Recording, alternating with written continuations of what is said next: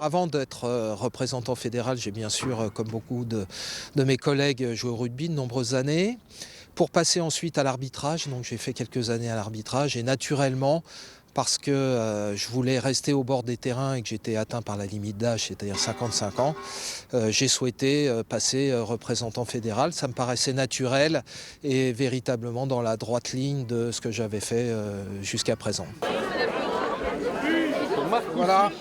Premier essai pour Marcoussis à la 9e minute. Comme les arbitres d'ailleurs, on n'est pas évidemment, on saute pas dans l'eau froide, on n'est pas projeté dans le grand bain sans formation. Déjà, on va se former aux règles de base, ensuite on passe un quiz pour valider notre niveau et ensuite, pendant les premiers matchs, on accompagne un véritable représentant fédéral qui a, je dirais, de nombreuses années d'expérience derrière lui.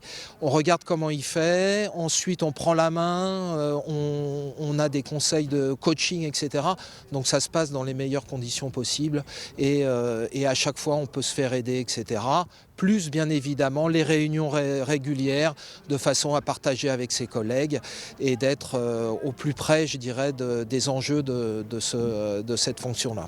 Tout le monde, effectivement, peut devenir représentant fédéral. C'est assez passionnant parce que d'un côté, il y a de la rigueur. Il faut quand même s'assurer que les conditions soient réunies pour justement que le match se déroule bien.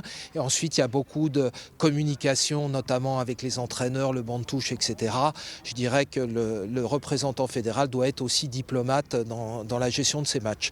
Mais c'est ouvert à tout le monde et j'invite chacun d'entre vous à venir regarder ce que c'est pour éventuellement se lancer dans la grande aventure. Voilà, c'est dans la boîte.